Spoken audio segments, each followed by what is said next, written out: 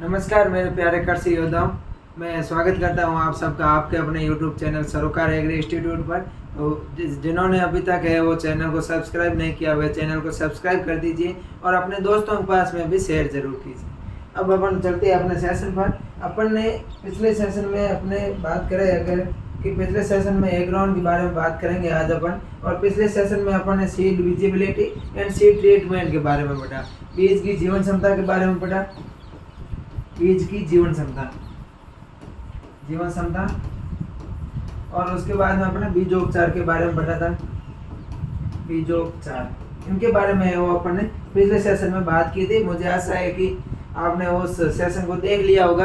अभी तक नहीं देखा है तो सेशन को जाकर देख लीजिए और अपने दोस्तों के पास में भी शेयर जरूर कीजिए। और मुझे आशा है कि जिन्होंने देखा है उनको समझ में आ गया होगा। अगर कोई भी चीज़ आपको समझ में नहीं आती है तो आप कमेंट करके हमें अवगत जरूर कराएं। उसका हम अलग से सेशन लाकर आपको है वो समझाने की पूरी कोशिश करेंगे, क्योंकि सरोकार एग्री इंस्टीट्यूट है वो कृषि योद्धाओं के लिए 24/7 आपके लिए तैयार रहने वाला संस्थान है।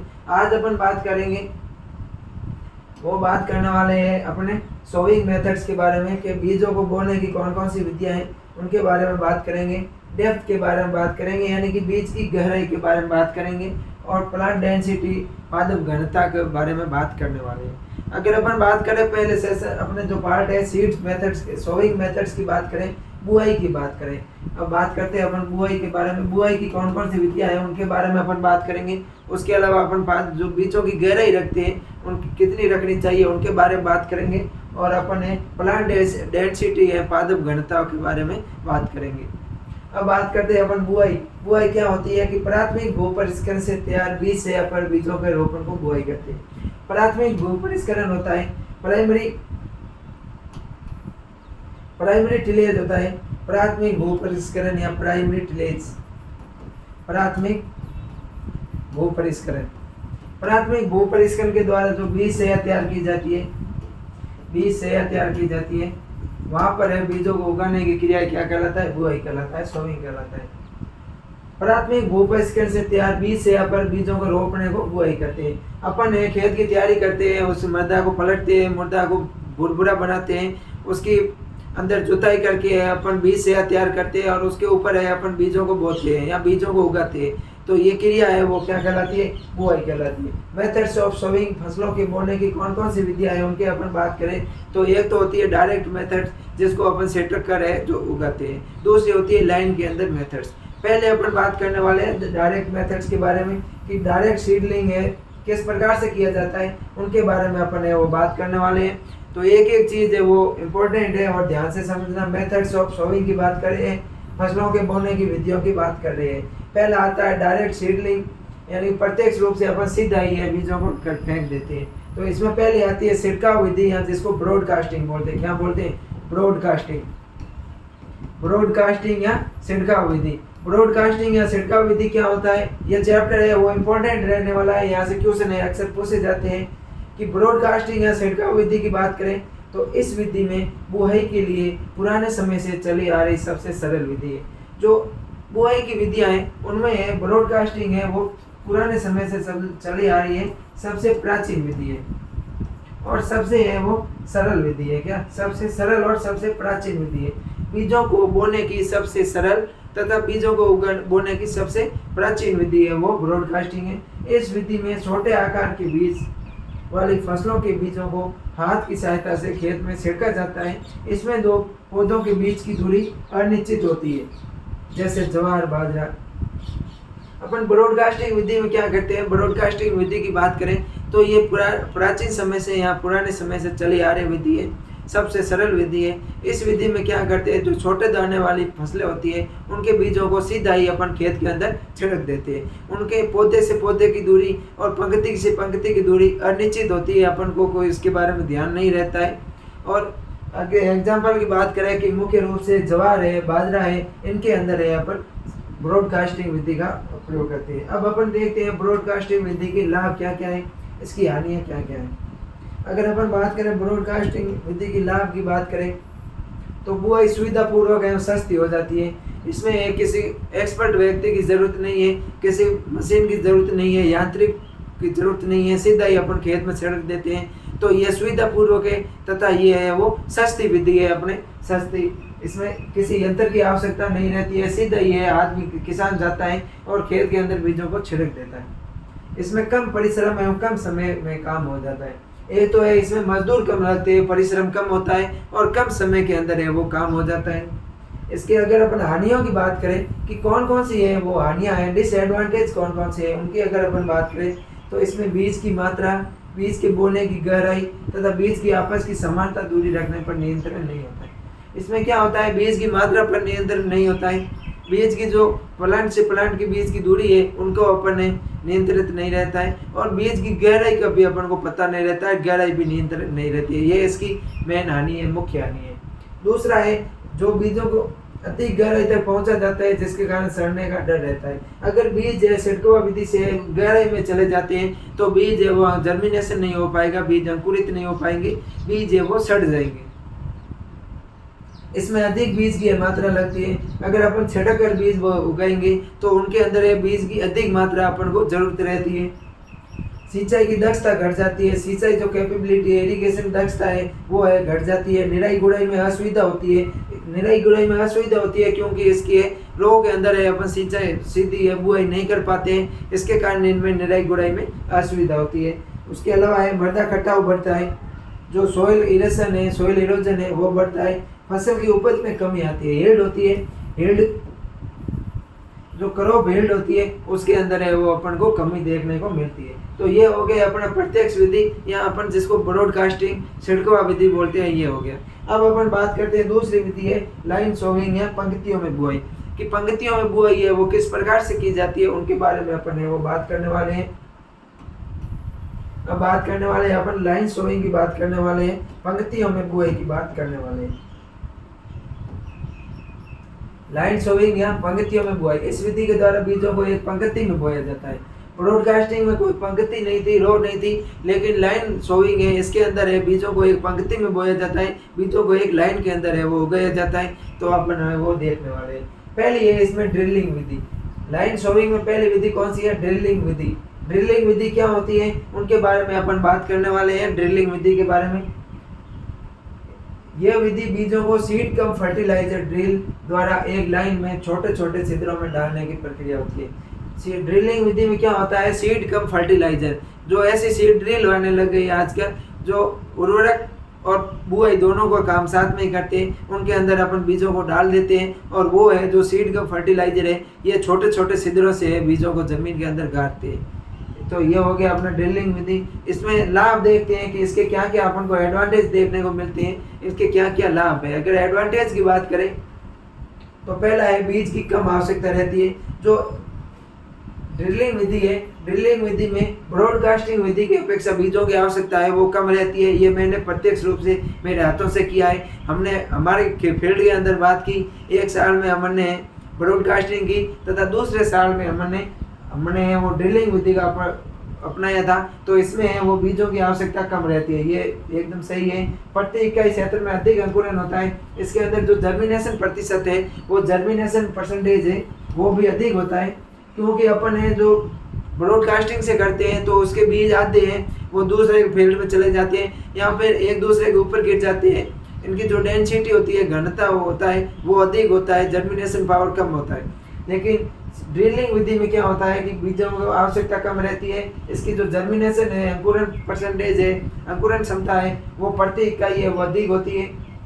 उसके अलावा ड्रिलिंग के दौरान अनाज उर्वरक सुधारक की बुआई कर सकते हैं। अपन क्या करते हैं ड्रिलिंग में अनाज की बुआई कर सकते हैं। उसके अलावा मृदा सुधारक या कोई भी उर्वरक है उसको भी अपन साथ में दे सकते हैं। एक काम दो काज हो जाएगा, अपन एक काम के साथ में दूसरा काम है वो अपना फ्री हो जाएगा। ये इसके लाभ है। अब अपन देखते हैं इसके हानि क्या है कि इसमें खर्चा अधिक आता है।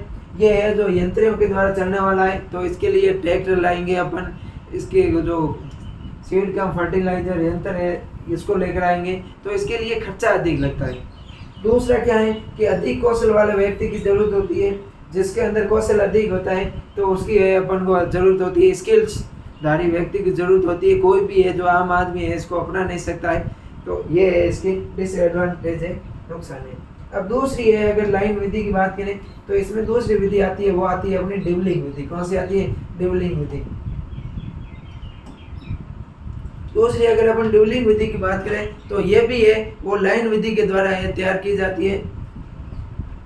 तो डिवलिंग विधि में बीजों को खुरपे की सहायता से मिट्टी में एक लाइन में दबाया जाता है। डिवलिंग विधि में क्या करते हैं अपन, बीजों को है जो खुरपे की सहायता से एक लाइन के अंदर है अपन दबाते हैं।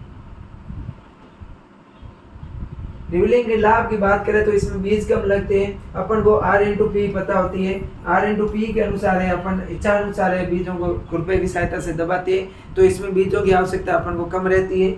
दूसरी अपन बात करें तो तेज एवं अधिक बीजों का अंकुरण होता है, बीजों की जो जर्मिनेशन पावर है वो अधिक होती है, तेज होती है। डिवलिंग के नुकसान क्या है, इसमें अधिक समय लगता है, समय अधिक लगता है, अपन वो टाइम में वो अधिक लगता है, ब्रॉडकास्टिंग में टाइम है वो कम लगता है। हर चीज के, हर सिक्के के दो पहलू होता है, हेड और टेल होता है, जिसके लाभ होंगे उसके हानियां भी होंगी। उसके अलावा बात करें तो अधिक परिश्रम एवं धन की जरूरत होती है, इसके अंदर है अपन को परिश्रम अधिक करना होगा, श्रमिकों की आवश्यकता है वो अधिक होगी, और इसके लिए अपन को धन की जरूरत है, जो कैपिटल है वो भी है अपन को अधिक चाहिए। उसके अलावा तीसरी विधि है सोइंग बिहाइंड प्लो, यानी कि हल के पीछे बुआई। अपन जो हल के पीछे बुआई करते हैं वो सोइंग बिहाइंड प्लो होता है। जैसे अपन ट्रैक्टर से करते हैं, कल्टीवेटर होता है, वो भी एक हल ही होता है, उसके पीछे वो खुरपे के पीछे है वो बुआई होती रहती है। इस पद्धति में बीजों को हल के द्वारा बनाई गई कूंड या फड़ों में हाथों से विशिष्ट दूरी पर डाला जाता है। इसमें क्या करते हैं, जो हल चलता है ट्रैक्टर से, तो ट्रैक्टर के हल से वो बीज के फरो बनता है, हम अपन को है उसको बोलते हैं जो कूंड बनता है या फरो बनता है, उसके अंदर है अपन अपनी इच्छा अनुसार बीजों को हाथों से डालते हैं, और इसकी गहराई है वो हल की गहराई पर निर्भर करने वाली है। बुआई की गहराई हल की गहराई पर निर्भर करने वाली है, जितना ज्यादा हल गहरा चलेगा जमीन के अंदर उतनी ज्यादा वह बुआई गहरी होगी। तो ये थी अपने बुआई की विधियां।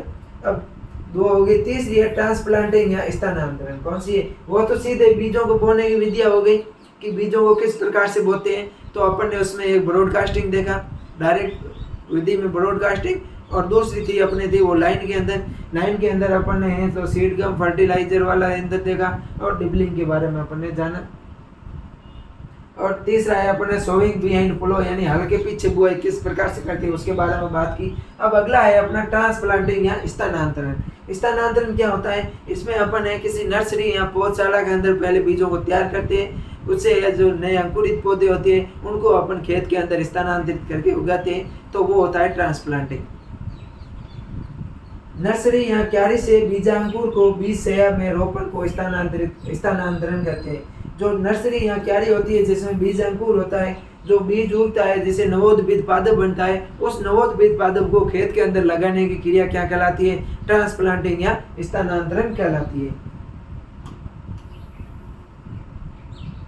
अब अपन सेकेंड है अपना पार्ट है इसका डेप्थ ऑफ सोइंग, यानी कि बीज की गहराई। जो बीज बोते हैं अपन सोइंग मेथड्स हो गई, अपना सोइंग मेथड्स को आप ध्यान से पढ़ लेना। और दूसरा है अपने इसका पार्ट है वो है डेप्थ ऑफ सोइंग, यानी कि बीजों को बोने की गहराई। बीजों को बोने की गहराई है वो कितनी रखनी चाहिए, वो फसलों के अनुसार डिपेंड करती है। बड़े आकार के जो बीज है उनको अधिक गहराई में रखते हैं, छोटे आकार के बीजों को कम गहराई में रखते हैं, और जिनके अंदर बीज पत्थर है वो जमीन के ऊपर आ जाता है उनको है वो अपन कम गहराई में रखते हैं। उनके आधार पर है वो क्या प्रकार कौन कौन से होते हैं कि बीजों को उचित अंकुरण के लिए बीजों को उचित गहराई पर बोना अत्यंत आवश्यक होता है। बीजों के उचित जर्मिनेशन के लिए, बीजों को उचित अंकुरण प्राप्त करने के लिए अपन को है जो उनकी गहराई को भी है उचित रखना चाहिए, गहराई भी निश्चित रखना चाहिए। अगर बीज की अधिक गहराई में अपन बो देंगे तो वो अंकुरित नहीं हो पाया जाएगा, वो सड़ जाएगा। और अगर अपन ने उसको जमीन के ऊपर ही 1-2 सेंटीमीटर तक बड़े बीजों को डाल दिया तो भी वो अंकुरित नहीं हो पाया जाएगा। अब अपन देखते हैं मुख्य रूप से बीज की गहराई निम्न कारकों द्वारा प्रभावित होती है। बीज की जो गहराई होती है, जो डेप्थ होती है सोइंग की, वो किन के द्वारा प्रभावित होती है। पहले है मृदा में नमी की मात्रा।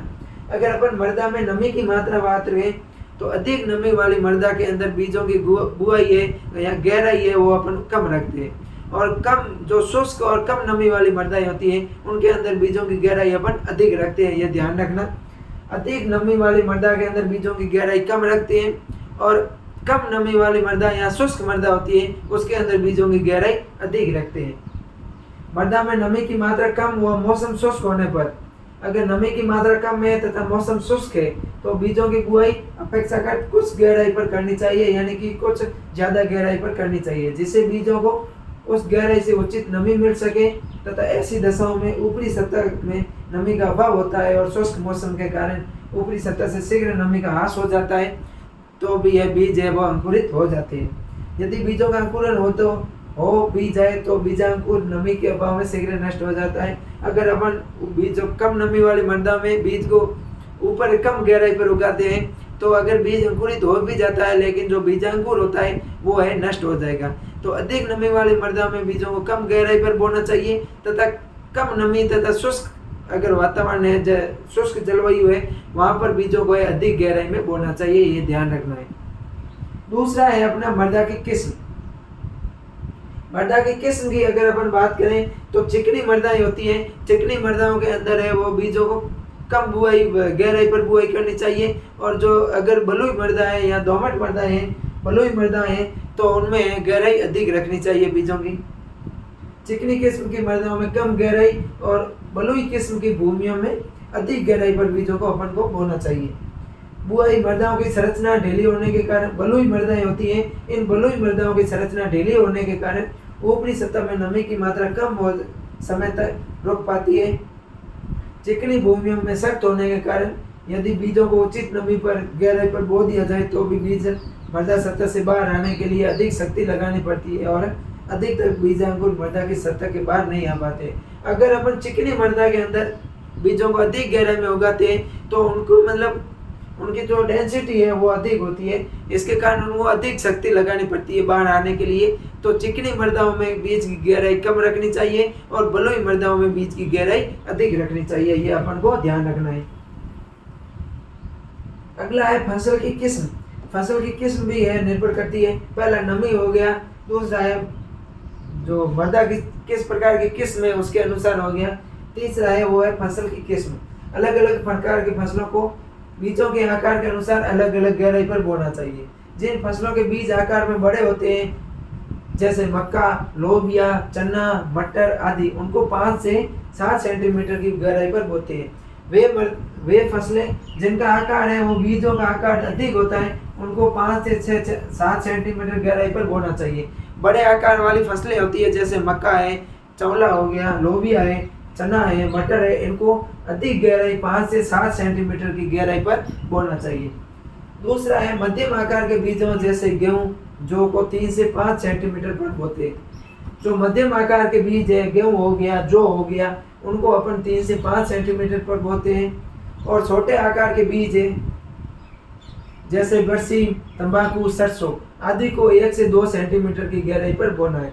तो ध्यान रखना, बड़े आकार के बीजों वाली फसलों को 5 से 7 सेंटीमीटर की गहराई पर बोते हैं, मध्यम आकार वाली फसलों को 3 से 5 सेंटीमीटर की गहराई पर बोते हैं, और जो छोटे आकार वाले बीज है जिन फसलों के, उनको अपन 1 से 2 सेंटीमीटर की गहराई पर बोते हैं, ये अपन को ध्यान रखना है। जिन फसलों के बीज पत्तर अंकुरण के समय मृदा सतह से बाहर आते हैं, वे फसलें जिनमें अंकुरण के समय है वो बीज पत्तर मृदा सतह के बाहर आती है जैसे सोयाबीन हो गया, उनको है वो अपन कम गहराई पर लगाते हैं, उनको कम गहराई पर बोया जाता है। तो ये हो गया अपना 2 इसके टॉपिक हो गए, एक तो सीड मेथड्स हो गए, बीजों की बुआई की विधियाँ हो गई, सोइंग मेथड्स हो गई, दूसरा डेप्थ हो गया, गहराई होगी। अब अपन बात करते हैं तीसरा प्लांट डेंसिटी या पादप घनत्व। प्लांट डेंसिटी या पादप घनत्व की बात करें तो प्रति इकाई क्षेत्र बीज दर या फसल की इष्टतम पौधों की संख्या को पादप घनत्व कहते हैं। पादप घनत्व क्या होता है, किसी 1 हेक्टेयर के अंदर या प्रति इकाई क्षेत्र के अंदर लगने वाले पौधों की संख्या वो होती है पादप घनत्व कहलाती है। तो आज अपना है, मुझे आशा है कि जो आज अपन ने इस लेक्चर में पढ़ा है ये आपको समझ में आ गया होगा। अगर कोई चीज़ आपको समझ में नहीं आती है तो आप है वो अपने दोस्त जो कमेंट कर दीजिए और वीडियो को है दोस्तों के पास में शेयर कर दीजिए। अगर आपको कोई भी समस्या होती है तो आप इन नंबरों पर कॉल करके स्टडी संबंधी कोई भी आपकी समस्या है तो इन नंबरों पर कॉल करके वो मुझे अवगत करवा सकते हैं। ओनली स्टडी संबंधी समस्या होनी चाहिए। तो मिलते हैं नेक्स्ट क्लास में, तब तक के लिए थैंक यू।